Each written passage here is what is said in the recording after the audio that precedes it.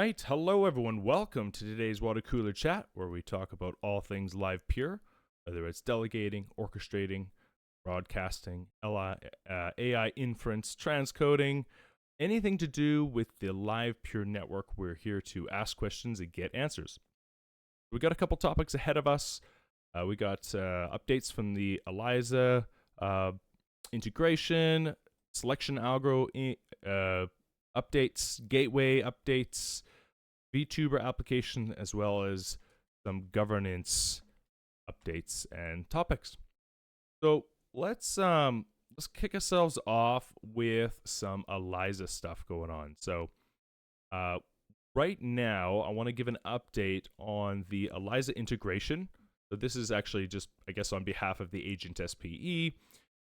The integration for LLM and image inference into the Eliza protocol is now live and in the main branch. So if you head over to the Eliza docs and you want to build an AI agent, right there in the quick start section, there is Livepeer as a provider. So you can now fully power your AI agent with Livepeer. It's super easy to use. There's already a default gateway in there. We have it set to the cloud SPE's gateway so that you don't even need to mess around with getting an API key or setting up or grabbing an endpoint. You can literally just hop in there, launch an agent, select Livepeer as your inference provider, and you can have a live agent immediately. So, and it is in the main stable branch, which is really important, because there's a developer branch where everyone's code gets shoved into and it constantly breaks. So I've been putting off the tutorial for weeks because I didn't want people to use the tutorial only to run into issues with other people's code. And then I am troubleshooting this exact same question, which is, why won't this work? Oh, sorry, that's someone else's plugin that they push to the development branch that doesn't work. They get all mad and maybe think it's Livepeer's fault, or just it would be a headache. So I've been pushing it off until now. We are in the stable branch, and the tutorial does currently work. So you can check out the main branch and use Livepeer immediately, as well as there is a $100 Livepeer reward for following the tutorial. So we'll be pushing that on Wednesday. I'll be making a video tutorial as go along with it. And so that's exciting. I'm glad we got that pushed through. And obviously there's topics around the gateway and the selection algorithm and all this stuff that reflect those type of inference questions. But yeah, that's the update from the AI agent SPE. Doug says, for the Eliza docs, is the Livepeer the only free inference provider? And do you plan to market it as free up until some limit or reasonable amount of usage? That's a great question. So Livepeer is not the only free provider. There's actually quite a few free providers. There's especially on the LLM front, there's quite a bit of competition. The only problem is a lot of the free providers still want you to sign up. So you have to go create an account, grab an API key, and then sometimes they require you to put a credit card in to get the free inference. Sometimes, so there are other free providers. We would have to, if you want to use more expensive models, they're not free. So that is answer to number one. We're not the only free provider. And the second question is, do you plan to market it as free up until some limit? So the way I see this is LLM and inference is pretty inexpensive to begin with. So we'll probably market it free up until a certain point. I would probably actually direct that question to the cloud gateway and say, depending on demand, they can start doing rate limiting or some sort of charging for an API that allows unlimited usage. the way I kind of envision this is, here is a free endpoint that comes default with Eliza. It comes with rate limiting, and you can use it right out of the box. If you start using the app and it starts going over the rate limits, in the error message, it will pop back with, you've hit your rate limits. Maybe go to Cloud SPE website to pay for unlimited inference, or sign up for your own, or create your own gateway for a truly decentralized experience, something along those lines. But at the end of the day, the LLM inference and the image inference are relatively inexpensive and almost kind of freebies. Like, a lot of people are giving that stuff away for really cheap, free. The real use case behind Livepeer's usage, I think, is going to be the Vtuber plugin. That's going to be where we're generating lots of inference. We're generating live video of these agents doing live streams, in which case that plugin is going to need paid inference for sure, right? So for the LLM and the image side, we'll just rate limit them for free. They can get started immediately, test out Livepeer. They like the experience. If they hit the rate limits, they'll purchase or spin up their own gateway. And the Vtuber side is going to be the real demand driver, in my opinion. Hopefully that answers your question. And then let's see, Define says there are also a couple other freemium providers, but we are the easiest to use. Yeah, Titan says that has pros and cons. So that is actually, that's my idea. I'm open to critiques, criticism on all this. I'm just kind of spitting it as I see it. But right now, if you want a basic AI agent with Livepeer or with Eliza, it doesn't use a lot of inference, especially if you don't have a super interactive agent. And so it's relatively free and inexpensive. We just put them on the cloud gateway.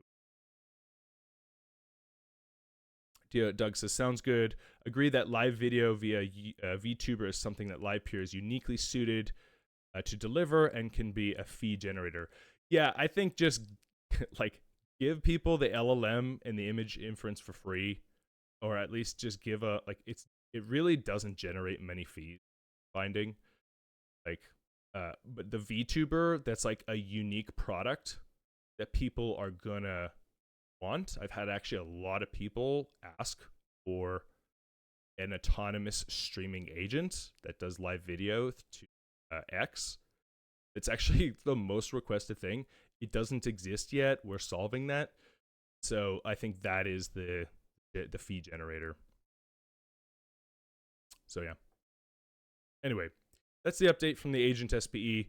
We got our first integration done, and then Define. Actually, speaking of that, Define, do you want to bring up what you've been working on the Vtuber, what progress you've been making, and yeah, give us an idea of where we're at with that plugin and what we can expect maybe in short term.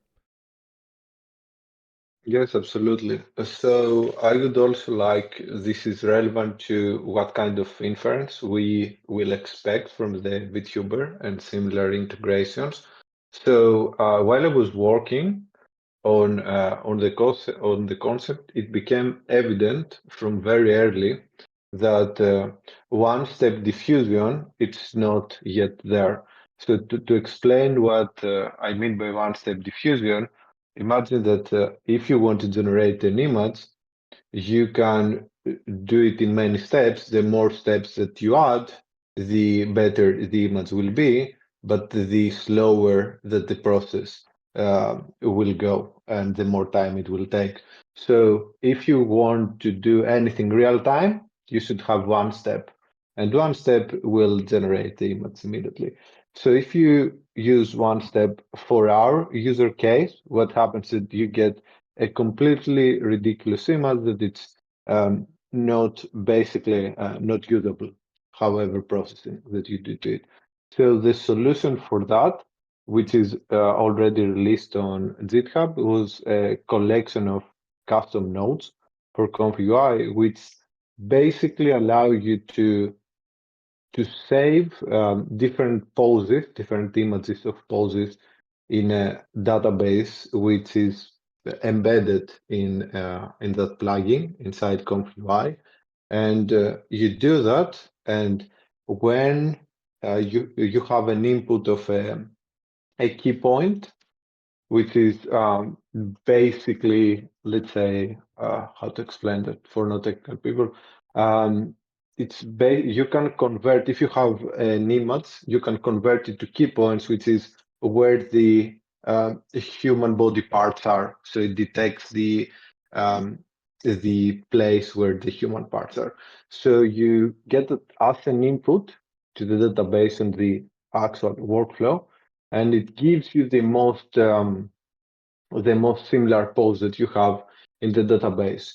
So the idea on that is to have the LLM create the key points, and then you pass the key points to the database, and then the database gives you the pose where you can run post transition and give the task frame to ConfStream. And it's super fast. I tested it, it's out. The algorithm itself made sense. By the way, I'm gonna drop the GitHub URL for everyone that they may want to check it out. And so, yes, this is the solution for that. And but to actually being able to do the workflow, we need some changes in ConfStream to allow. So right now, ConfStream, how it works is that it needs the input from the camera. So instead of using the camera input, we will not use any kind of input, and we'll just output what the ConfUI workflow gives us. So that's what happens, and how that will impact inference is that to reduce latency, to make the time as fast as possible, basically, we need to have the LLM inference very close to the ConfStream system, to where the ConfUI workflows run. So ideally, we need the orchestrator containers, the GoLive containers to have something like Olama and some custom, and the workflow to have custom nodes where it can actually use the LLM for the Vtuber and very quickly output it. And so I think that as Doug previously said in another online community event that we had, is that I think it was the open ecosystem talk, that the LLM inference and the image inference will be obsolete because we cannot compete with the other providers eventually.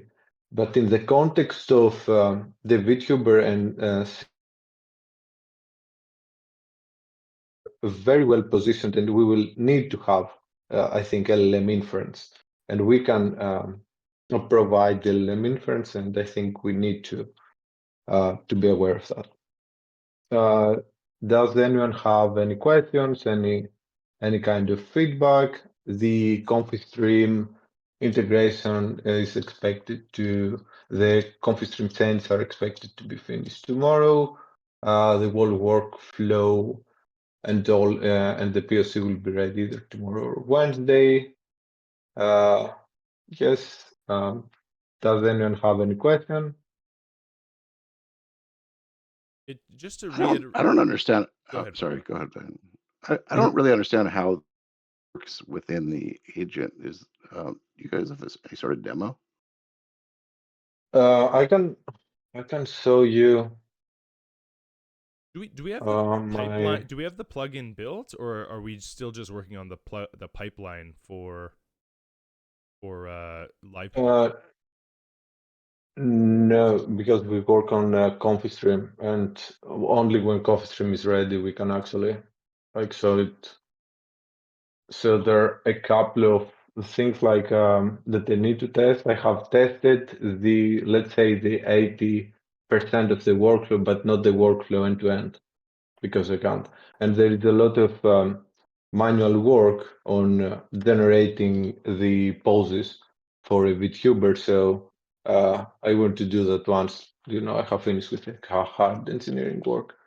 But I can show you Papa Bear, like how the nodes work. I wanted to do that tomorrow for the conf stream. Oh yeah, that's But I fine. can I do just having a hard time visualizing how it ties in with the agent. Um, Yeah. and how I it want to show integrates. you because the agent actually creates the key points, which are in JSON, and those JSON key points are outputted to the key points node, and then the key points node is being routed to. Let me start the pod, and then the key points are giving us an input to the database node.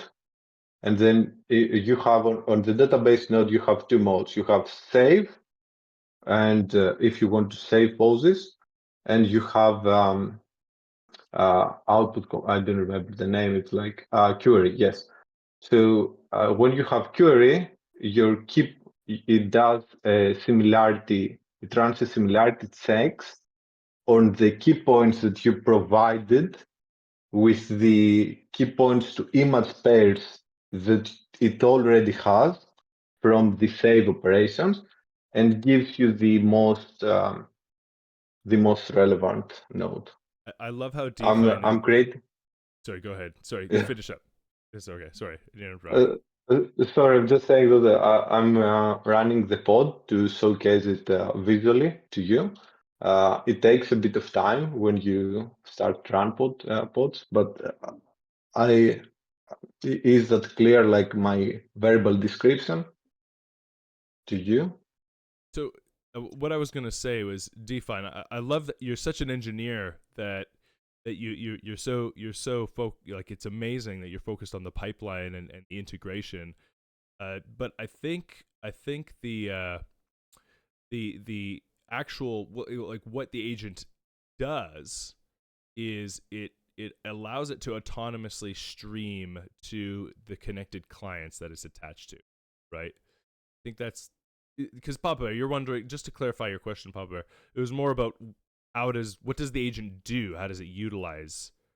Like Yeah, like how would I use it, and like what do I expect the result to be? Yeah. So what would happen is, so Papa, you've gone through the tutorial and you built an agent that automatically posted on your X account for you, right?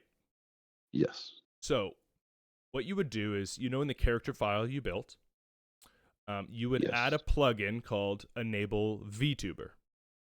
Okay. Okay. Now it would just. I'm entering on PC, so I can. Sorry, that I'm entering on PC, so I can show the stream. 1 second.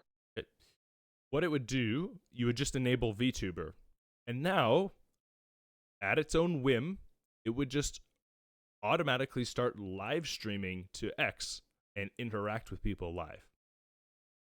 Right? So it would enable live streaming on its own whim and live stream whatever it feels that it wants to live stream, and people could interact with it. Right? Oh, okay. I mean, literally just. There's no way to control what it's gonna, what the topic is gonna be, or anything like that. Yes, it is an autonomous AI agent. Yes. So it what happens is it just becomes an action called start live streaming. And if the agent at some point decides, hey, like someone's talking to me and it asks me to start live streaming, I might just start doing it. It starts live streaming. And yeah, it's it's an autonomous agent. It decides when it's appropriate to live stream and to stop the stream, right? So, and when it's live, it is generating inference based on what it thinks it should generate. And when you interact with it, it's replying on how it thinks it should, right? So Definitely want to see how that looks. no, but you can see how this is a requested feature. Like people are like, oh, like great, my agent, it can tweet, It can reply. It can launch smart contracts. It can launch tokens. It can order pizza. Like there's all these plugins, right? Well, now it can go live.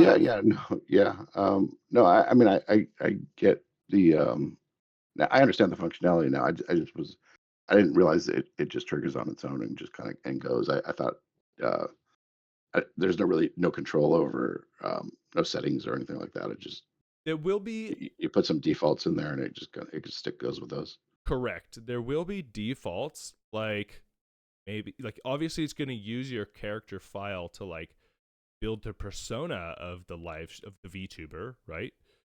But there'll be some defaults. I think Define can speak to this, but so there'll be probably a default image that is going to use as the base image for the VTuber. So, if you want to use your bear, Papa Bear, as your profile pic, maybe the VTuber would look like your bear. So you can give it some defaults. Yeah. Okay. Right? Okay.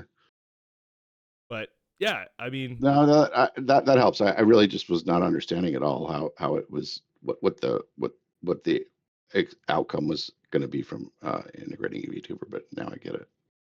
I want to caveat that, like, I'm certainly curious to see it, but now I understand what the point is. Thank you. I'm very curious to see it too, because who knows, right? Like, this is half the fun. But yeah, people want their agents to come to life, and yeah, no, makes sense. Makes sense. I just was having a hard time visualizing what was, or not visualizing, but just understanding what the intended goal was. But now, yeah, it makes complete sense. Because for just as an example, Godius Maxim, was it Godius or was it AIXPT? Anyway, one of them dropped an album, right? Like, they made music. People were like, cool, okay, he dropped an EP. Like, you created it out of thin air, right? People love that. Did it on its own, right? But it needs these plugins to do it. Otherwise, it's pretty tough. It won't figure it out on its own. Yeah, makes sense. Yeah, this is just another plugin, another function that agents have the ability.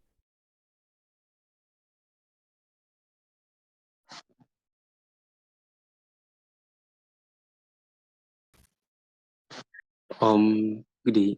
I was about asking if this will be integrated, like, as part of Livepeer, like we Livepeer users, like developers, we have our fingers also with this amazing, fonts that we just heard about now. I was trying to check if it will be on Livepeer or it just be like a third party app that will just like Livepeer developers or Livepeer as a general will be getting like integrations or maybe API or like communication with. But since it will be built on Livepeer, I think like this result like is very, very, very cool. Unless I'm not getting it right. Like, yeah. Yeah, that's a good question. So just to clarify what I think you said, which was, so a lot of people have this question around, is Livepeer an end user app or is it just infrastructure, right? And so Livepeer is just the infrastructure side, and we allow. I want to just show you the workflow so that because I thought. One second, Define. I was just going to say it. So Livepeer is not a front-facing app. We're just the infrastructure side. So we integrate, into other applications. So, for instance, this is the demo of us building a plugin for the Eliza framework that uses Livepeer for the inference. Right? So if you are a developer, I think I can pronounce your name, Nnemoa. If you're a developer, Sukuna, I'm a developer. Yeah, I'm a developer. Yeah, and so if you're a developer, and if you're building on the Eliza framework, for instance, you can enable this plugin that uses Livepeer for this function or feature. Or if you are building your own app, you can use the documentation to, build your own version of Vtuber, and the Livepeer network would supply all the inference. Well, yeah, good. That's very understandable. Two quick Excellent. questions, Titan, related to that. Do you have the name again of the artist, or did you say that was a plugin or bot that released the music video or the music album? That's really fascinating to me as an artist who releases albums. And secondly, was there a way, you said when it does become possible to use that Livepeer to front-facing streaming to X, I mean, was that a plugin? Do I get that via a store or via, like, how do I, maybe you might point me to some docs where I can get started using those plugins. Like, how would I get started just being ready to when that plugin drops? Yeah, it helps if so these plugins are for developers. So are you technically competent to build backend frameworks like using TypeScript or Python? I have a developer I'm working with currently who's building out our music website for me. I'm still looking for help with that. So no, I'm not the person, but I do know I have a team. Yeah, so I would say like this is definitely for developers who can code, and these are plugins. We're building, just real quick, we're building a Next.js, TypeScript, and Ether.js. Right, so you could use our pipeline directly and build on these features, right? Okay. Yeah. Right now, this integration specifically is for the Eliza framework. So Eliza is an AI agent framework, popular in the world, and so you can start up an Eliza agent in 5 minutes, right? And ideally, you just enable Livepeer and it'll work. Okay, and then I would connect the plugins via the call them via the coding base. Exactly. There Yeah, as you would just as a function. Exactly. You just use the code to enable the plugin, and now the function is live. That's really cool. Yeah. And then the name of the music. The last question was the music album that you mentioned. What was that name of that? Was that a name of a bot plugin? Yeah. So this was.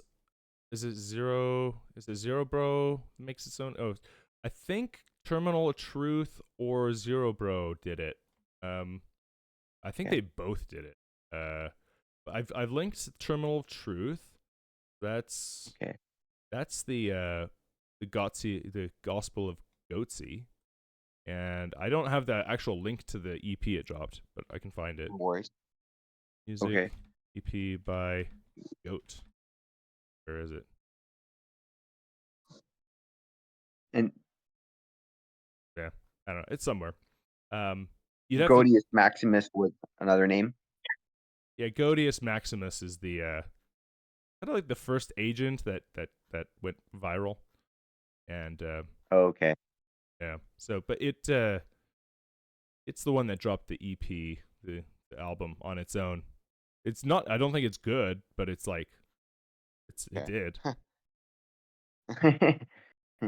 And this is a via. How did it drop it? Via which front end was it using? X. Oh, via X. So someone already programmed it to post to X, and then it dropped an album. That's right. Yeah, I have a feeling it's also someone reposted it to Spotify. Okay. Try to find it, but got it. I'll research that a little more. Yeah, that's pretty cool. And also, I wanted to add, Bosco, about your team. I think Livepeer made a very good work on that documentation. Documentation is very, very very friendly and understandable. The first time I was able, I would use it, like I was able to achieve what I wanted to achieve, like through the documentation. So unlike you, Livepeer, you said? What do you say? Sorry, you said Livepeer made it easy? like their documentation, like documentation of how to use, how to follow Mhm. in case of particular plugin you want to use. There's like Okay. enough and well detailed documentation for you. I'm saying this Okay. because of your developer. I mean your team. I myself, Yes. I'm a developer also, and I've worked with a lot of live peers plugins, and they are pretty Oh, cool, cool. like very, very pretty cool. So I feel you Oh, can just expose your developers to to live peers, mm. terminologies and technologies. It's just very, very easy and it's seamless. So just to add to what Titan just gave you. Dude, thanks a So yeah. lot, man. I really appreciate that. I needed to hear kind of that feedback. This is my first time with the Live Peer crew, and so far it's been really, really Mm. neat to meet everyone. So that's just confirmation, testimonial there for Live Peer. Thanks, Yeah, man. I'm not part of the internet team. I'm just a developer, like a For sure. regular user, just like you. Yeah. So I that's can tell you just like were prompted just because of how easy it is and how good it is to use it. So totally cool. yeah, yeah, yeah. You're Okay, welcome. Define, you've got this. Can you tell us what this demo you're showing and give us an overview of what's going on? Is that screen share working for everyone else except me? Working for me. I can see it. You might have to leave and come back. Yeah, it's not working for me either. Let me leave. Come back. Got shut off. Define had to leave and come back. Discord issues. Welcome home. Hello. There you go. I can hear Okay, you. I'm gonna start the screen share again. So I'm gonna show you how the nodes work so that you get a better idea of how the LLMs work within the workflow.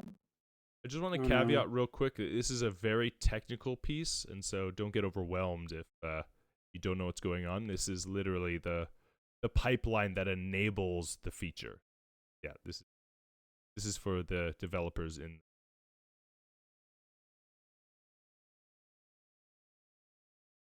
or the Eliza ecosystem or wherever you are. Okay, go ahead, take it away, Define.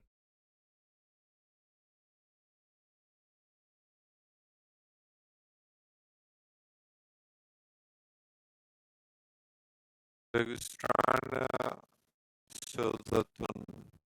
I'm gonna try coming back. I can't see it. No, I think you Sorry, I was trying to show that on RunPod, but RunPod is slow to load, and if you haven't enabled the port on the start, you have to close it and do it again. So I'm gonna show you. also define your internet is Cannot see it. crackling.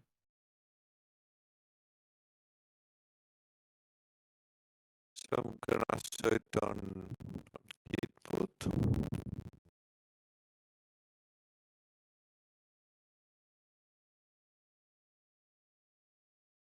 Can you see my screen, or do you need?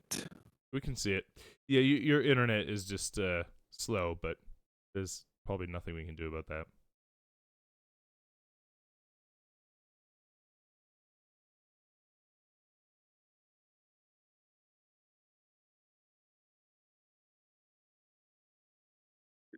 It's bad, yeah. It downloads a lot of stuff as well.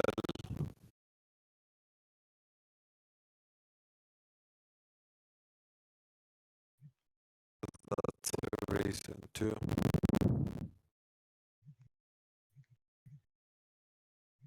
Cool.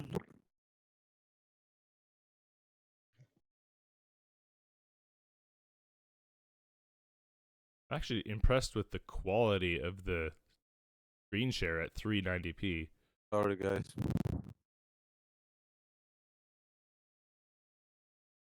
Okay.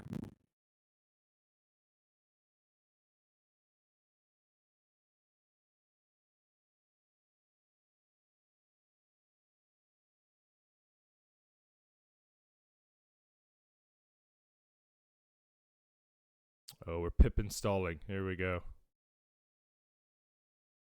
No errors. Incredible. No, was there an error? Titan, so you can see this. It'll be in the recording because I can't see it, but that's fine. I can catch it on the replay. Yeah, it is in the recording, although it's not very impressive right now. I mean, it's literally just a terminal thing. So we're gonna install the some nodes. Yeah.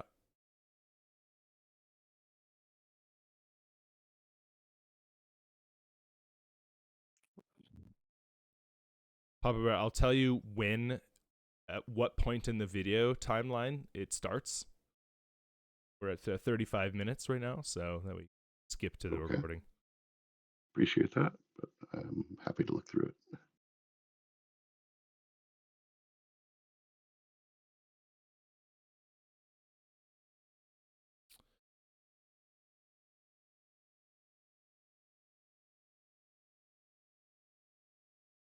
Like an impromptu demo day. Expecting this. But Define's internet is I feel like I don't know if he's just downloading a lot of stuff but this is somewhat of an occurrence when we talk, is like it's bugged out. Titan, I have a question. Can I go on? Just go ahead, sir. All right. I applied for grants. Like my team and I applied for grants December last year, 31st, before the new year. But normally, the grant program typically takes 2 to 4 weeks for response. But we've not really received any mail or maybe being reached out to maybe from Answer this. like internal team member or so. So it's just been concerning because when I tried using the website 3 days ago, so it's like maybe down for restructuring or something like that. So just want to ask for updates. Maybe will the application still be like pretty be considered, or we still have to just have to wait till there's maintenance, the maintenance is complete, then we can apply again, or like just like updates about um the grant we applied for. Yeah, I can answer this. Hello, Sukna, was that how you said your name? Yeah, Supuna, yeah. Welcome. Thanks for jumping up. Yeah, so with the grants right now, the program is being restructured. So we did receive your application, but I think you sent it in right around the time where we stopped reviewing them. However, I can see because I think you submitted before we took down the site. So I'll like take a look at it and see if we can accept it, but we probably have to accept it end of this month potentially when the program is restarting. But I will have to get back to you on that piece, but I can get it reviewed for you. So how does that sound? That's very relaxing. Okay, awesome. That's very And relaxing. yeah, so apologies that you submitted around the time of the program being restructured. I know it's probably frustrating. And the only other question I had, just while I have you, is what you submitted around real-time video AI, or is it around more transcoding? It's more transcoding because we used part of transcoding more. Like we really focus much more about that. Gotcha. And someone asked in chat, do you have description on your timeline, a new acceptance criteria? Is that for me, Daryl? Yeah, so basically the new timeline, the new acceptance criteria is going to be around real-time video AI, because that's the direction in which Inc is going in. So we are not, I don't, again, this is tentative, so I still have to talk with Rich about it, but essentially we're going to be more focusing the grant on real-time video AI. And you know, if you have still a transcoding feature, that's fine. But the main focus will be activation of those real-time video AI pipelines. Yeah.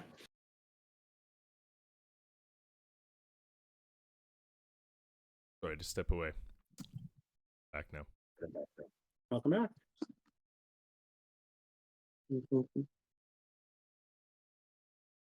All right, define where we're at with the demo. Do you want to? Should we move on topics while you get demo set up, and then we'll circle back around?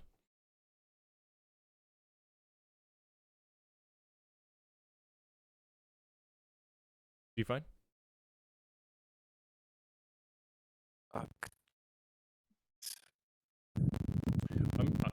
Yeah, your internet is very slow. We can barely hear what you're saying.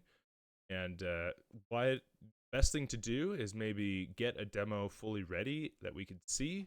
If we can get it done by the end of this water cooler, great. If not, then demo video for people to watch, get an update on.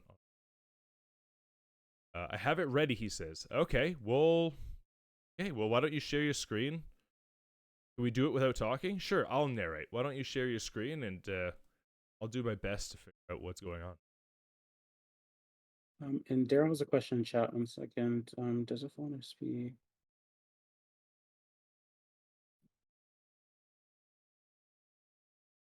Does these fall under the S? I'm not. Yeah, I'm Daryl. I'm not sure I know what you're referring to. Here. Okay, so what we're seeing here, just as a mark, Papa Bear, we're looking at 42 minutes into the recording. I can actually see it now. Oh, well, there you go. So what we have here is, this is the Comfy Stream UI. So for those that, it's a nice user interface for building like pipelines of like things. What we have here is we have a starting image. So the image is a beautiful little girl in her dress with blonde hair. Is that what's going on here? So that it would be the image of your agent. Okay, so you upload this with your agent as this is what your agent looks like, and is going to be based off of. So now what's going to happen is you're going to use that base image, and you're going to plug that into this pipeline. The pipeline is going to then create inference. Okay, so we're going to be generating video at, let's say, I don't even know what it's capable of, like maybe 15 frames per second or 7 frames per second.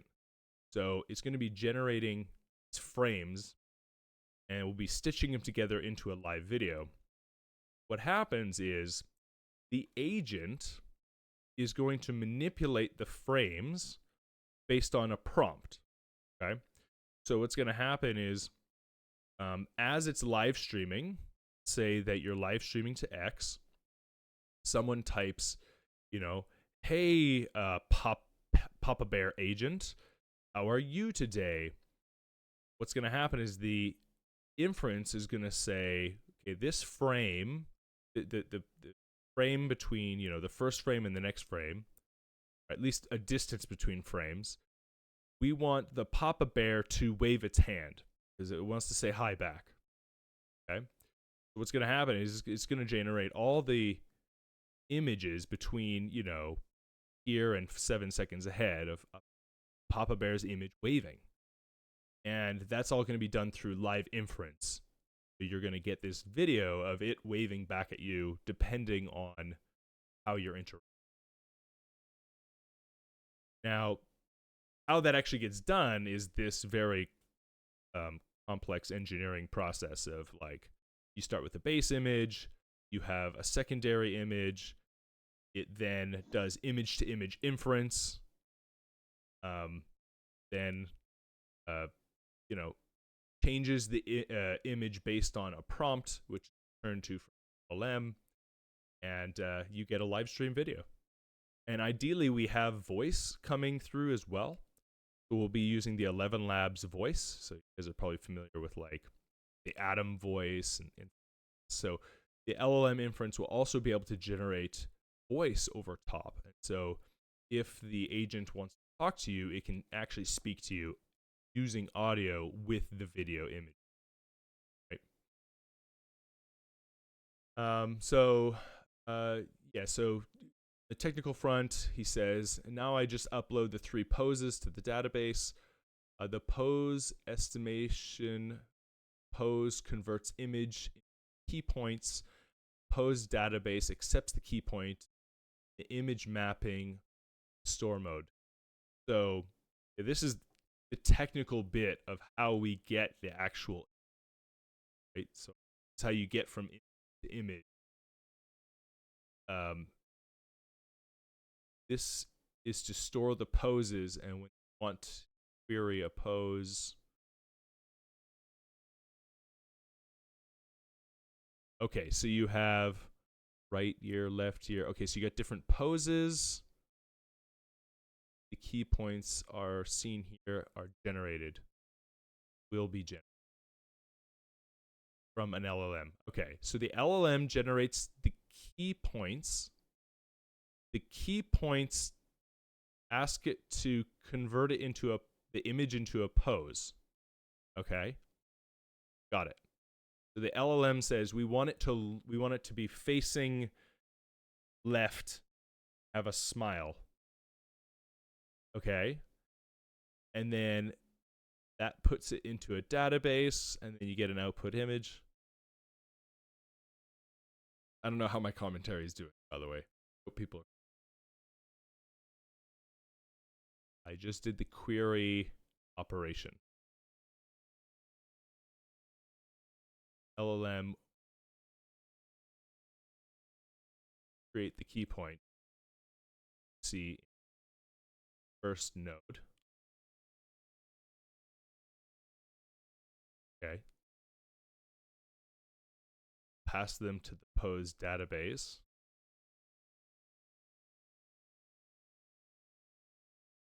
Send back to the appropriate pose. Okay. Similar pose. So this is the process of getting from one pose to another pose in a live trend. Okay. Okay. So is there? I understand. Can you show us? You probably don't have a GPU hooked up, so you probably can't show us a live trend, right? Because that requires a lot of. It probably requires an entire dedicated GPU to do itself. So what you're showing is the comfy UI workflow of what's happening. So if anyone's technical following along, kind of maybe understand, right? So the end user has to do the whole comfy workflow and use comfy stream to create this. Define said he's going to leave and come back with his phone because it has better internet. So, but yeah, I think what's happening is, again, this is so technical. Like, I'm just trying to figure out the implementation as well. On a broad view, I understand what's going to happen. The agent gets an action that can now do live streaming, and away it goes. What I think he's doing, building the pipeline. So what it looks like is the plugin allows you to configure the Comfy UI stream, and you can build your own Comfy UI pipeline.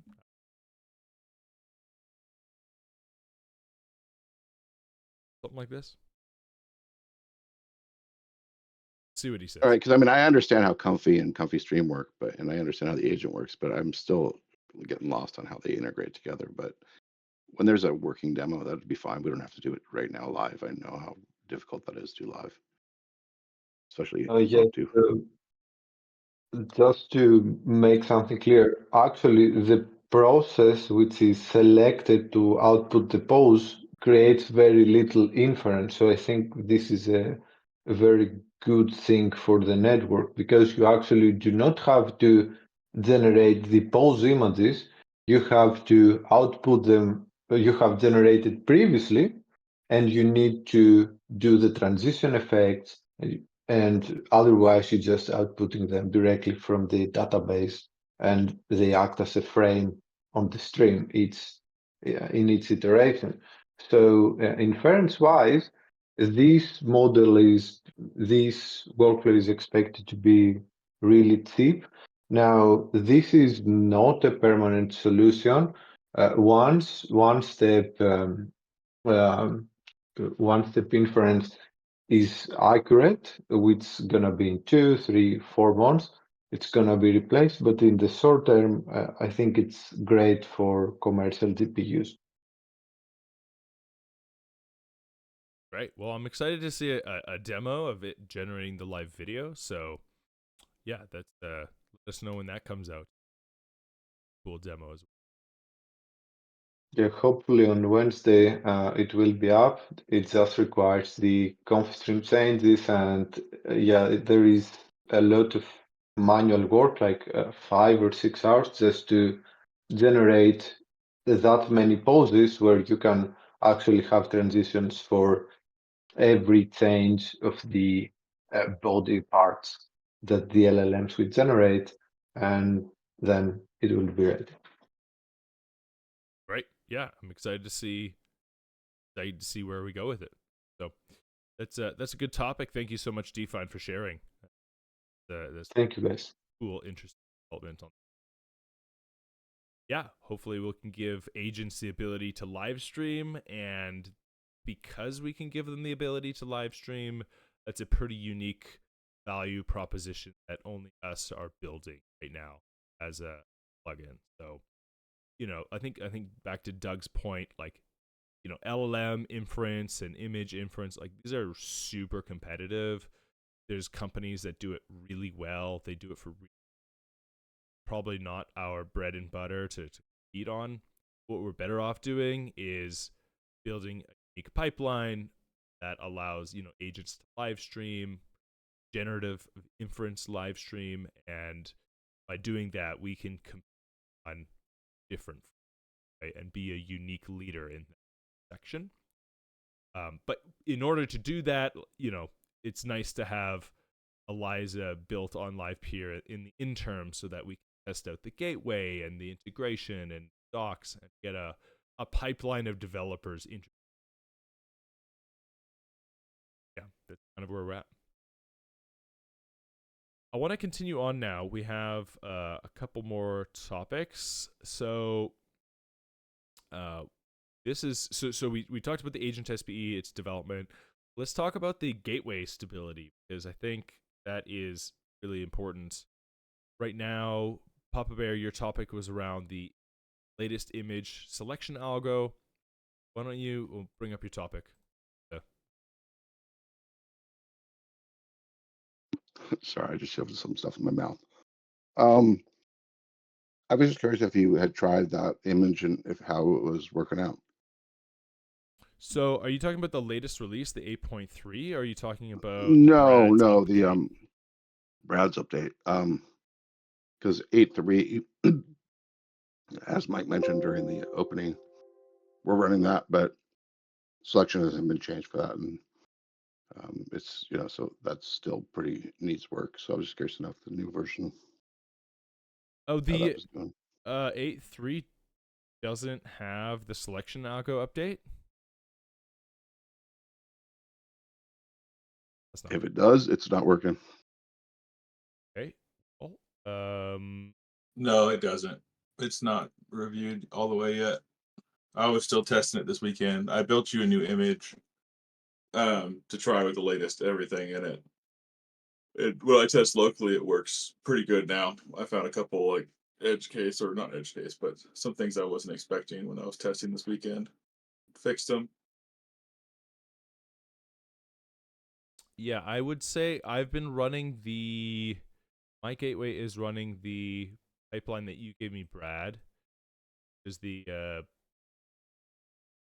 oh, it backed. Uh-oh. I thought I switched to. I did upgrade to point. Okay, this is what's happening. I was so confused because I upgraded to 0.8.3, and I noticed I was getting super stuck on orchestrators. It just kept going to, I think, like Papa Bear or something. And I was That's like, exactly what's happening for me. It sticks on me or it sticks on Brad, one of us, every time. Okay. This makes a lot of sense. I was very confused. I was like, wait, I thought we fixed this, but it's because I upgraded, and I thought that upgrade included. So when I was running the Brad's pipeline, the version 3 with the algo fix, it was working very nice. It was really spreading out the work, and it wasn't getting stuck. So I can attest that it works very nicely. You would just hit that 10-minute like dead zone every now and then, right? Yeah, so if an orchestrator returned 503 or some sort of error, it would get kicked out and it would not come back for about 10 minutes, which was fine. I got really used to that. I mean, interpreter, he probably got punished the most because he can't accept infinite streams. He's on an older version. So if I sent him 2 inference requests, he would get kicked out for 10 minutes. But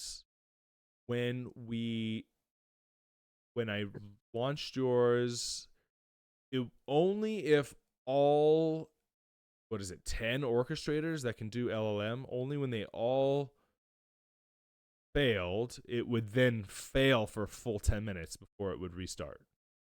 So, and I think we identified that as a different issue, right? Yeah, so that I think I fixed that. And that's what I want you to test. Oh, and I put a link to my update in the chat here that you can click to. So I built a new image. I identified that 10-minute timeout and why it was happening, and I think I fixed that, as well as not picking orchestrators if they return to 503. Gotcha. Okay, so that image, I haven't tested that. When did you post it? Oh, that was just a couple hours ago. I don't feel so. I was like, what are you talking about? It was yesterday. So what you're saying is, okay, if we run out of orcs, or if we run to half the orcs, it will do the refresh? Yes. Yeah, but every 10 minutes, it refreshes the pool anyway. So the max amount of time an orchestrator would be suspended is 30 minutes. Whether you get to half or not, it expires. It refreshes every 10 minutes, no matter what. Okay. So yeah, I will do some testing on this.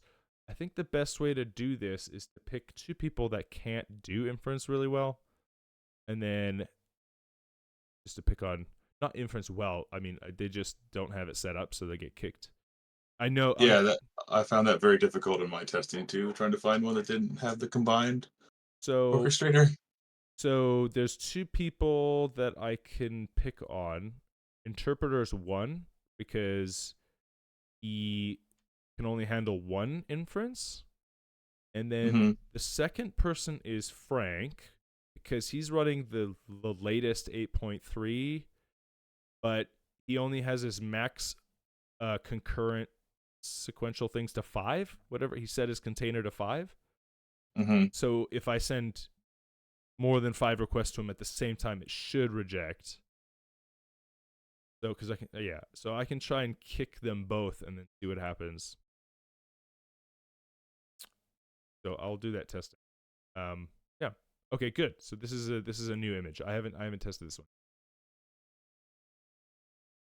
one. Yeah. So Papa Bear, to answer your question, we don't know yet. Very good. Thank you. Yeah. Okay. So yeah, we'll be doing some more testing. Yeah. Basically, the gateway is surprisingly unstable. But we're getting there. We're getting way further than we were, so I'm pretty happy with that. Thank you, Brad, for all your hard work. Mhm. And Still working on the payments part of it. I mean, that's going to Gotta become talk about it with yeah, Revolve. that'll become an issue later. I mean, that if we get that level of demand. So yeah, just for people just to give you an update, I've been just messing around with the payment side of things. So we are advertising $14 for output per million output tokens for DeepSeek. So if anyone wants to spin up the DeepSeek model and bug Brad about making sure that gets implemented properly, our gateway is offering $14 per million tokens. I think that's what.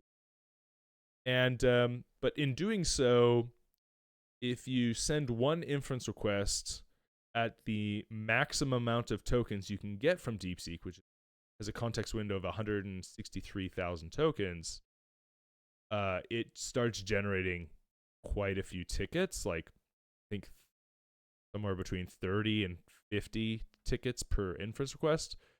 And so if you send 3 or 4 consecutive inference requests, it you run into that limit again. So if we get there, then I can see that being a problem. I think we ran, Brad, I will say though that because I think you increase the timeout of those tickets, we are hitting those ticket request stuff over time. I think Frank had that issue. But anyway, in the short term, I don't think it's a big deal because it will just switch orchestrators and the other orchestrators can pick up the work.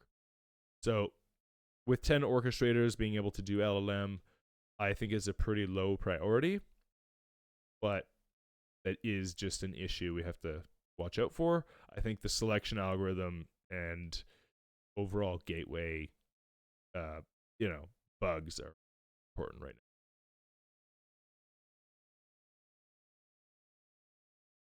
now. And I can understand how I'm only testing LLM stuff, and like if we get into different pipelines, like you're going to run into other ticket issues.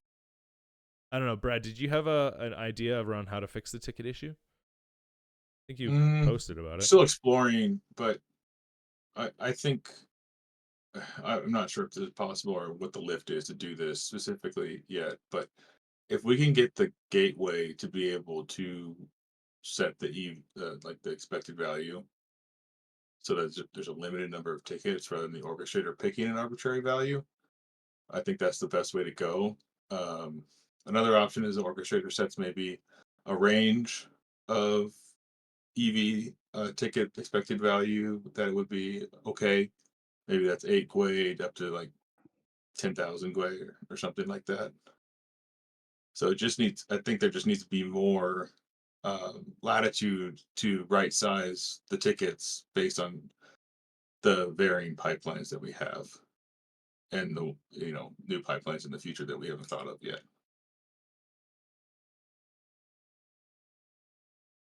Yeah. Other than that, it's a pretty complicated thing that it goes a lot of different places in the code. Yeah, I can see that.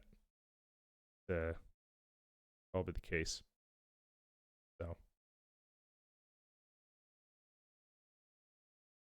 interpreter's node is down, so this testing is no longer going to work. Okay, yeah, I'll let you. I think the gateway being able to set the ticket EV would be helpful for orchestrators because we don't have to just arbitrarily guess. So I'm all down for that. The only issue I have with gateways having more settings is if we want to encourage developers to spin up their own gateway because they want to use Livepeer in a decentralized fashion, running a gateway is becoming pretty intense. So I don't know if we need to optimize for that or what our plans around how we are hosting gateways or what gateways represent in the network.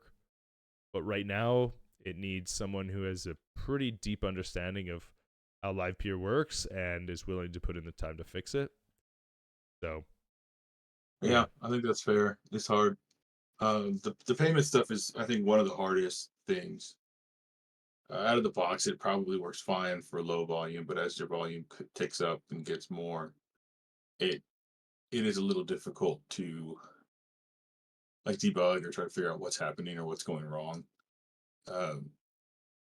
Your exploration through this has actually made that pretty clear, and you have a lot of knowledge of this ecosystem. So it's on my radar to try to make that a little bit easier, some docs, something. But that'll probably be after me and Rafal try to work on this payment thing, this payment fix. I mean,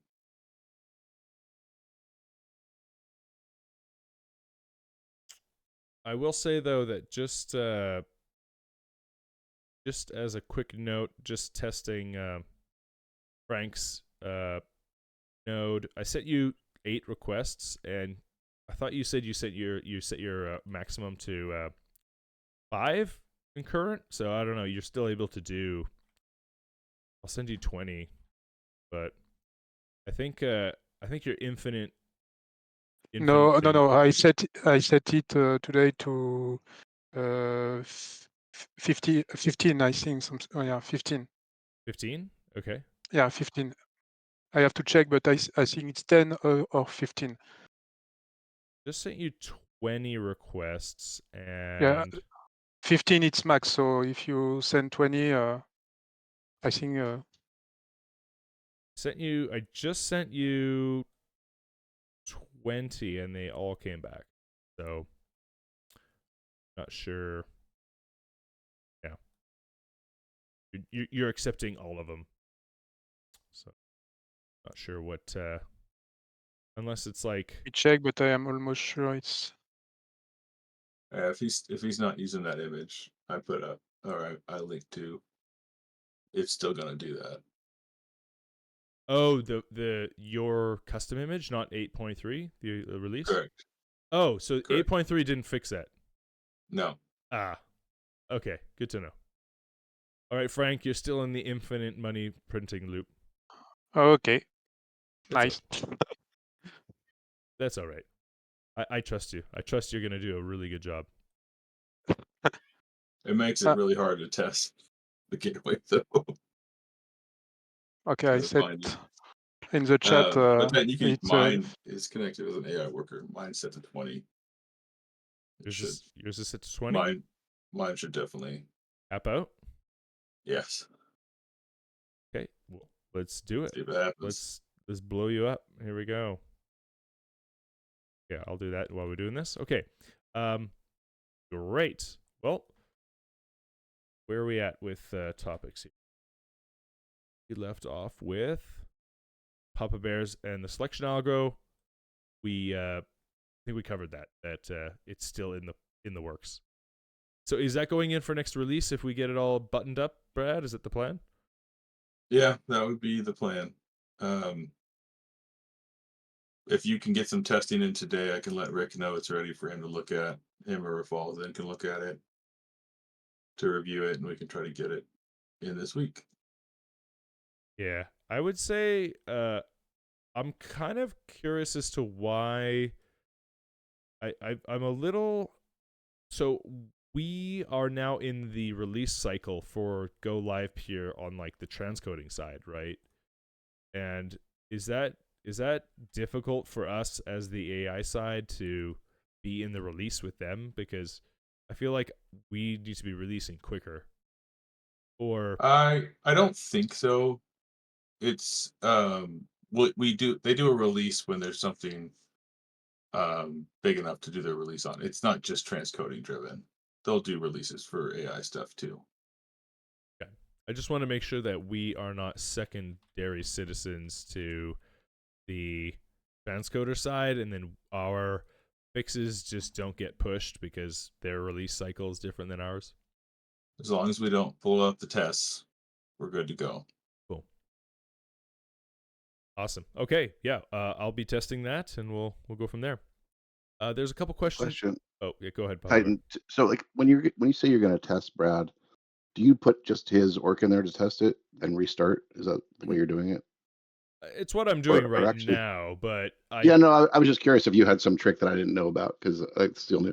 I just set mine to max of 10, and I have no way to test it and see if that works. And I didn't know if I have to Yeah, but restart my gateway to if test it. you're using the combined orchestrator AI worker, setting that capacity isn't going to do anything if you're using an external container. So combined worker O with an external container, it ignores it. Correct, because it uses Okay. it uses the assumption that if you're using external containers, that you have some load balancing in front of it to enforce those limits. Got it. Okay. So there is a way to test it, Papa Bear, with everyone having these max sessions set, or without, like, so the way you do it is you dump 2,000 requests at once, and everyone will run into max ticket sessions, and then it'll kick everyone from the thing, and so you can so this fix I can actually test it immediately. Yeah, I mean, we have that too, but then that adds up really quick. So yeah, I noticed a lot of tickets get paid when we start doing those kind of things. Yeah, it will. Yeah, well, I'm on mainnet, baby, and I'm paying everyone who's doing it. Dude, if anyone wants this free money, I mean, the SPE's paying it, so spin one up. Let's go. Oh, I had one more question. I saw you updated the pricing now for your gateway. You posted the JSON, which was USD based, but then in a spreadsheet you had a value that would look, I mean, that's, I guess, a fixed value. And is it a US based value you have in your configs on the gateway? Okay, so Because I mean, because obviously it changes if it's a USD based one. Like yesterday, ETH shot down, so like I noticed like the price on anyone that was using USD pricing just like shot up to how much way they were asking per inference. Yeah, and I just didn't know if which one you were using, because I didn't know if like you need to stay under whatever it was, like 6 million, 60 billion, whatever it is you have as your way, or good question. So the JSON is what is actually loaded into the gateway. So that JSON is USD. Okay, so it will spike up so the it'll way. adjust. Yeah. So the gateway is adjusting. The spreadsheet is, I mean, it's just a static calculation based on that day's price, and it's more of it the way itself obviously is going to adjust. It's more of just trying to figure out like what USD pricing we should charge as a gateway. So just that my thought process. Yeah, no, it was. I think it was the comment that you put under there that like like that I forgot what it was. Was it 20 or 0.1, whatever the amount was you put? But you're like, try it, but instead of like 20, put 0.19 to get it to work. I'm like, well, if it's USD, it should adjust on its own. Oh no. Okay, so if So that's where I kind of just threw. I was just I was just curious to know. So I'll explain how that works. Okay. I don't know how often it adjusts. It seems like it's every 30 minutes that your way per pixel adjusts based on USD, right? Right, correct. Well, I think it's every hour, but either way. Yeah, it's every hour, say, right? Well, let's say that you launch your orchestrator at noon, and I launch it at 12:30. Well, what happens is, and if ETH price jumps, right? Now you're loaded up at a higher price, and mine's loaded up at a lower price, and so for half an hour you're not going to get work. Okay, yeah. So it's just a temporary thing, anyways. Yeah. Okay. So and then when mine catches up, then it'll be over, and then so what happened is I set my gateway and my orc to 0.20 for 20 cents, and just the difference between like 10 minutes, I noticed that my orchestrator was advertising a price of like 12 way over the gateway, and so it was rejecting the work. Yeah, no, I saw something similar. I saw the same thing happening on mine, and I couldn't figure out what was happening, and then I realized that it's probably the way, but I just didn't know if you had hard coded an amount in. But I guess either way, it does. I mean, now I understand what you were doing, and I was just kind of curious, just in general, like what kind of issues you were running into, but totally makes sense what you were saying. Yeah. So just basically trying to make it so that orcs would, if you just slightly lower than if it becomes really volatile, or at least just the slight volatility of the price. Yeah, it's for the volatility. I get it now. Yeah. And it's not just like, oh, the calculation is just off by a little bit. I get it. No, it's the volatility of ETH. Yeah. Yeah, I got it. Yeah. So you just got to be, I mean, even half a cent is quite a bit away. Like you probably go down to like 0.199. It would probably still. Well, yeah. I mean, yesterday was a big, ETH took a huge hit. So like, I was like pumping out like some crazy big numbers with the, even at like 0.185 or something like that. So I ended up just hard coding it, but it's pretty rare that there's that big of a movement that quickly. Mr. Brad, do you want to check your status? Because I got insufficient capacity from your node, and now I'm sending it, and it's just waiting. It literally stuck on yours waiting. So, no. But you're still running the 8.3, right? No, I'm running Brad's fix. Oh, okay. So it's just stuck. Just stuck. I saw insufficient capacity, and I saw request continue to process. I don't know if those were probably the same batch though. So yeah, Okay. I just sent you I just sent you one request, and it's not attempting. It's just stuck. Okay. I will keep looking at it then. Yeah. So what I did is I sent 40 requests to you. Uh-huh. And I got status 503, insufficient capacity, right? Obviously, because I don't think you can handle that many. No, I cannot. And then I sent you one request, and it's literally just, it sent it to you, and it's just waiting. I don't know what's There's going a on. 2-minute timeout. Can you wait and see if that hits? Yeah. Okay, 1 second. Okay. Let's continue on. There's some questions in chat. Sorry. See, conflicting. Daryl had a question. Here we go. Daryl says, I'm seeing conflicting information about Eliza. On one hand, it seems like it's all the rage right now, and on the other hand, it seems like it's really old framework. Okay, I'm not a full-time programmer and do work on this stuff. Right, I'm not a full-time programmer and do the work on this stuff to be confused. Is somebody explain to me why I see that difference? Okay, so yeah, Eliza, I mean, it is kind of all the rage. I'm not sure what you mean by an old framework. It came out a few months ago. I think that's referring to Eliza, like the name. It references something that was developed a long time ago. Oh, I don't think there's yeah. like a. Go ahead. So yeah, Eliza from the 60s, like the Eliza framework from the 60s. Yeah, you can go watch some old videos of what Eliza from the 60s looked like. Like this is what they're, because if you look up Eliza on Google, it comes up with this, which was developed in the 60s. Yes, okay, that makes sense. Yeah, so Eliza was like the original AI agent from the 60s. There's a great, hilarious video that I'm gonna share for anyone who wants to watch it. It's just incredible. Find it. That also confused me too. I was like, oh, I guess it's like a new iteration on this old thing.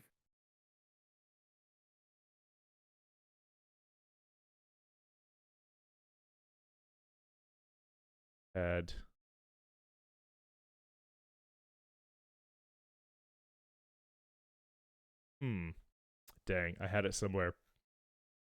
Thought it was under my bookmarks, but I don't think it's there. That's okay. I'll find it somewhere. Share it. But yeah, it's this guy who like gets his secretary to talk to the bot he made called Eliza, and she's like, "Go away. I want to have a private conversation with it." And it's like talking about its relationship issues with his boyfriend. It's great.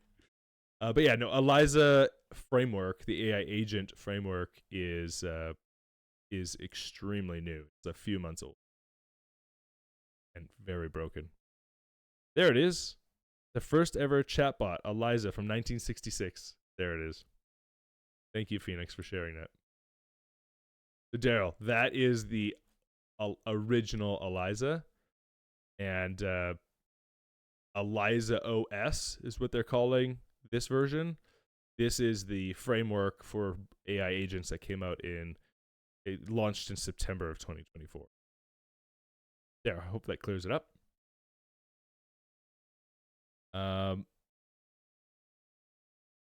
Yeah, Cuddlesaurus, yeah. Eliza framework that published in 2024, yeah. Go. Titan Brad says, can you check what the pool looks like on your gateway using this URL? It's a CLI port on your gateway, so you replace that with your IP and the port you use. Those parts, and then see.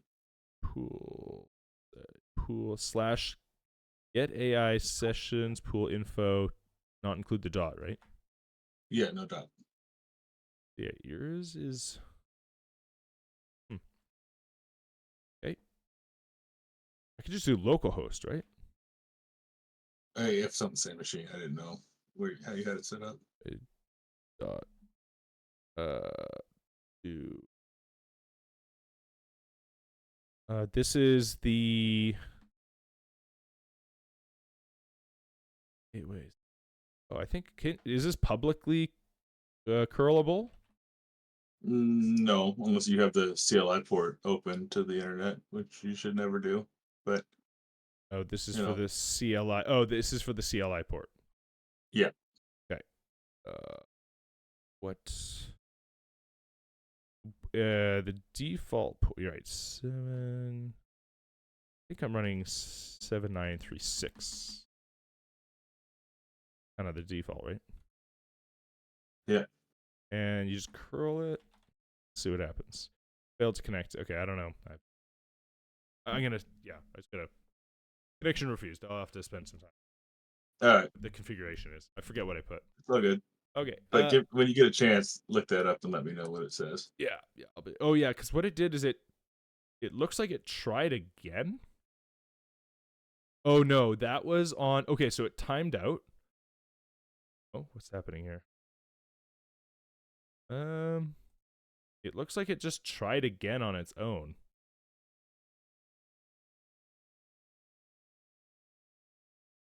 Yeah, it's definitely stuck. Yeah, it just like sent the exact same request. Yeah, okay, let's continue on. Mike, is Mike still here? Mike took off. He was going to talk about the Dream Gateway being upgraded to 8.3. Papa Bear, you're with the team. Do you want to give us an update? I mean, other than to say that it's been upgraded to 8.3, and that is also what the minimum orchestrator, version of the orchestrators that need to be running to get work from the gateway. So that was all I had. I'm not sure what else he was going to plan on saying. Oh, and I can add also that LLM has been updated for the test to now work because we're now on a release. So you can check your LLM scores in the. Here, I'll give you a link to it.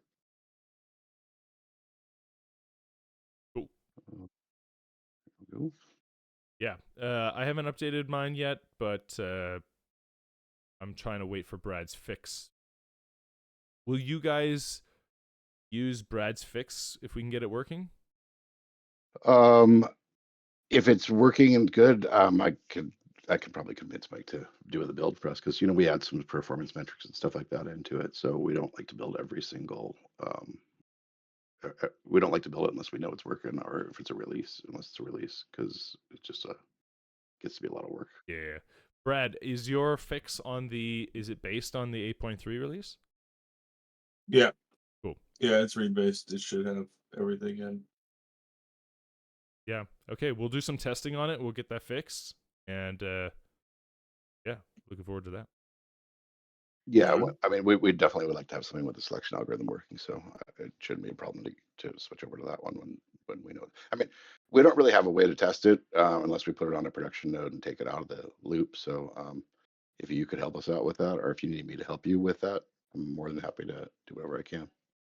Yeah, Brad, your version is completely broken. It's just retrying every like 2 to 5 minutes or something. It's just sending the request back to you, and nothing's happening.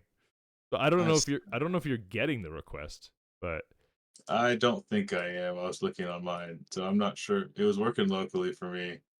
I will try to reproduce and get you an updated one. But I'll give you we'll work on this together at some point. Cool. Okay, let's continue on. We have one more topic. Nnemoa, you had a topic around GoWorks and things that you're working on. Do you want to take us away on your thoughts and your topic?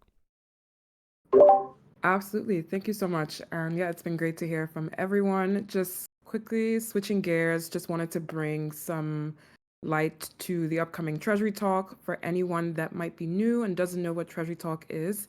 It currently happens on a monthly cadence. It is a call where we hear from new prospective SPEs sharing their ideas and getting some validation from the community. And then we also hear updates from existing SPEs. So as we were building the agenda for the upcoming call on Wednesday 5th, some interesting things came up.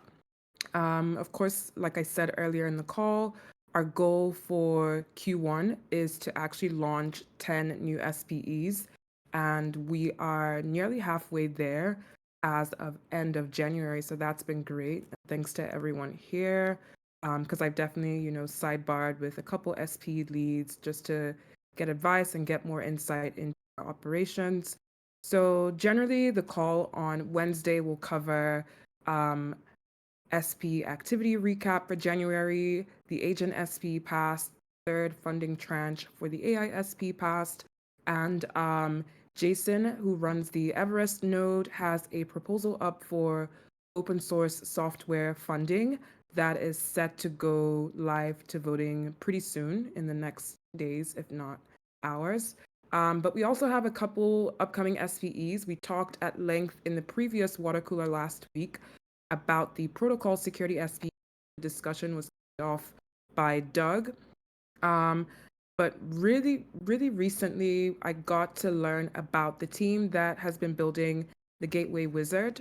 They are longtime contributors in the Livepeer ecosystem. I think Joel from the Gateway team is here. And they were looking for ways to continue their engagement with Livepeer. They've granted a couple times. I believe they are about to submit the final milestone for their most recent grant in the next couple of days. But they were actually looking to contribute to an existing SPE. So are accommodating for two different types of people coming into the Livepeer ecosystem. One is people looking to launch SPE, and the other is people to collaborate with existing SPE. And so quick background on the Gateway You're cutting up a bit. Oh, I'm sorry about that. It's now. It sounded like just a couple words dropped. It wasn't super spotty, but a couple Right. words dropped. My phone does this weird thing where the mic connects to my computer against my will. I'm so sorry about that. But if I drop off a little bit more, but yeah, just quick background on the Gateway Wizard team. The Cloud SP and AI SP have really launched the infrastructure that has allowed for the proliferation of gateways. And so this team actually built a gateway launcher, I think is the best way to describe it, which helps you deploy gateways through a really simple UI without too much deep expertise. So I got to take a look at some of the things they were working on after getting on a call with team members there. And now they want to be in a position with projects who want to have their own gateways and really hone into that launch pad use case. And so they've been talking really deeply with Rick from the AI SPE, and it came up that they would like to collaborate with the AI SPE and maybe tap the Cloud SPE for some advisory. And they initially wanted to launch an SP, but really were looking to build more credibility within the ecosystem by working with one, having some notable impact, and then potentially breaking off into their own SP. So yeah, that led me sort of to the question that I might pose to this crowd about how we can stay on top of priorities for existing SPs and try and surface those to the community through maybe the bounty board is something that exists. But if you have any ideas of ways that we can actually, help to create this ongoing loop of contributors who may not really be best suited to launch their own SP, or there might not be enough case for one, but they could actually significantly something that you have going on. So yeah, we could speak about this a little bit more in Treasury Talk, but I did want to share it with this group and see if anyone had any thoughts. Yeah, that would be an amazing pipeline. I think there's a lot of super talented, super smart people that enter the Livepeer ecosystem, and they would love to participate, but like you said, like to spin up your own SPE and not have ability and manage those funds, and that's just not really feasible. That's just too big of a bite. But yet they want to contribute, and even like the bounty program is great. But again, like it would be great if there was an area where you almost like a job board for SPEs, right? Mm-hmm.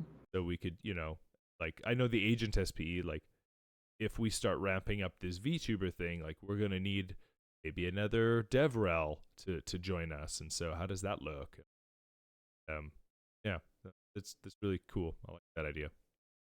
Yeah, just to, sort of get us internally as GovWorks thinking about what that pipeline could look like, and then touching base with SP leads, existing SP leads of like, what are your current priorities? Are there tasks that you might want to hand over to experienced community members to come in and, take ownership of and eventually get paid for those? So yeah, that is a couple things I was thinking about. And speaking of DevRels for the agent SP, we actually also have a DevRel SP in the pipeline. So yeah, a lot of exciting stuff. I just quickly drop those notes and maybe some ideas that we can speak more at length about at a future date. And we've also heard, the feedback on call cadence. So yeah, myself and Anne have been thinking about ways to just better streamline things and reduce social fatigue from attending so many calls all at once. And so yeah, we've heard you, and yeah, we were attending all those feedback points. Really, really. I'll drop a note in the governance channel as well as our SP. Also, just a comment there for me. So as we kind of like ramp up the community initiatives as well as ramping up top of funnel to try to get more inbound and more folks engaged within the community, there's definitely going to be an increase. I think people already seen it of like events.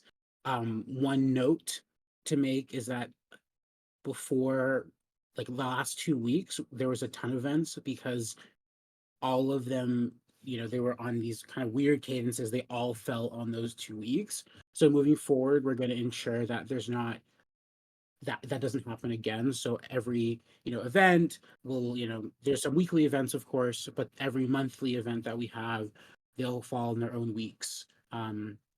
So that means we don't have this kind of like overwhelm moment. And as Nnemoa said, we're going to be ensuring that there's a better cadence around things for GovWorks and for governance in general. So again, like I'm super open to feedback from people, especially kind of thinking about as we're trying to grow the community, what does a good cadence look like for that growth and to get more attention to Livepeer. So just thinking in those two minds. And the other thing I want to make super clear is like a lot of the events are optional, so you don't feel like you have to go to everything that's happening. I think as the community grows, it starts to get harder and harder to go to do everything, which is not necessarily a bad thing. But again, super open to feedback, super open to how people are feeling, what people want to see. You know, I want to be as collaborative with everyone who's been here longer than me as I can be. So yeah, just feel free to DM or post something in governance or in, you know, general, and we can chat about it. Thank you so much, Anne. And I wanted to just call out Define comment in chat. If DevRel SP can handle the DevRels of all other SPEs, that would be great.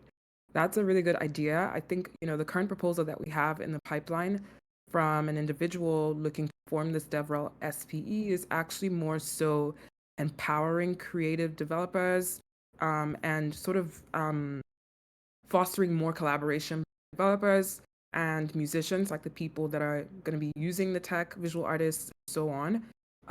But that type of feedback, I think, is really, really good to have in terms of like the scope of what this DevRel SP could take on. So, you know, those are the types of things that we would love to hear in the Treasury talk, and of course under the pre-proposal form when it gets posted. But Yeah, that is about it from me. Thank you guys so much. It's been such an informative call, and yeah, I'll be here with you again. Thanks, Nnemoa. And yeah, I want to add Define that like he would probably be super open to that.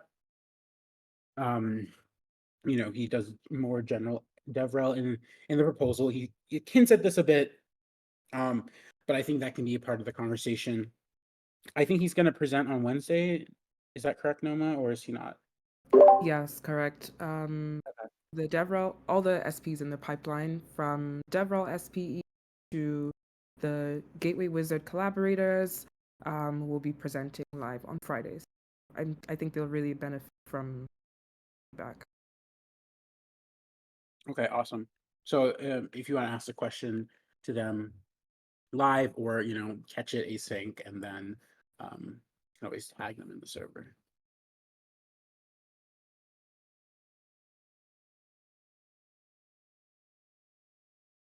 Cool. All right. Well, we've been at this for just about 2 hours. We'll go ahead and call it there. Just a quick note, Brad. I did update your thing, and now your orc doesn't reply at all. We won't even do one inference request. So I don't know if you've got it broken on your side. If I broke yours, but I would try another one right now.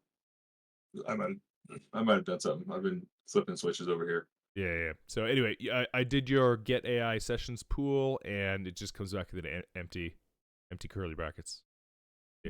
Oh. Okay. That's just, but it's also just not connecting to you, and I'm only have you as an option. So yeah, try another orchestrator. Also try maybe a couple other ones, because that'll show you what orchestrators are in the pool and which ones are suspended. Oh, okay, to great. To try to give you a little more info of like what's going on. Great. Okay, and I can like hit people with too many tickets, and they'll get kicked, and I'll be able to see. And then so the idea is though that the pool will refresh at some point before 10 minutes. Correct. Okay. It should. I mean, if your work is getting done and it's successfully getting done, it might not. Right. So as you're saying, just overload it with requests, and it should reset. Why it didn't reset with just mine, I'm not sure. I'll try to get to the bottom of that one locally.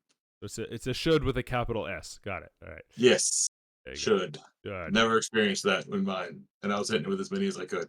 Good. So I'll try to get to the bottom of it. It should. Good. Okay. Okay, great. Yeah, I'll do some more testing. It's almost like I've done 3 weeks of gateway testing and got another 3 months ahead of me, so this will be fun. But it's cool that we actually have like a live product in Eliza that is live today. And while we're still working on gateway stability, I think these gateway stability issues need to be well smoothed out before we start offering a Vtuber plugin. So I think this is all very much in line with getting ourselves ready for such a launch. Cool. What we'll do, Define, did you say you had a demo ready? We're doing that? I think we only had 5 minutes left. I think you're on your phone anyway. So this was the demo of the current workflow. to have the actual demo, we need till Wednesday to have the ConfiStream to do the changes we require to ConfiStream Right. to allow for self-referential streams and also to create the poses that as you saw, there is an operation that you need to do manually before you even load the workflow, where you store the poses and then you basically have the value set on query, and that's the workflow, which is not 100% completed. But I would like if anyone here has any feedback of what you saw. Do you like it? Do you have an idea like what can be extended, or an idea about how it can be better? Yeah, excellent. So it was a workflow demo. So yeah, we got to see what the workflow kind of looks like. So that's excellent. I think a visual demo of what the live stream looks like would be the most impactful and like impressive. So maybe we get that going. Yeah, just see what see what kind of crazy outcomes come from this. So yeah, it's exciting. Yeah, so keep working away on that, Define. We'll if keep providing feedback when we can. So go from there. Good, guys. I'm gonna continue update daily regarding the progress. The ConfiStream issues are expected to finish tomorrow and in 2 days to have the POC. After the POC, it's all about creating a better, more coherent experience, and then we go to audio. Except if something, like we find something that we need to work on. So that's it. Thank you very much for watching my demo. I know that it wasn't the best internet connection, but thank you very much for really watching it. And yeah, so have a great day or night or whatever, guys. Cheers. Thank you so much.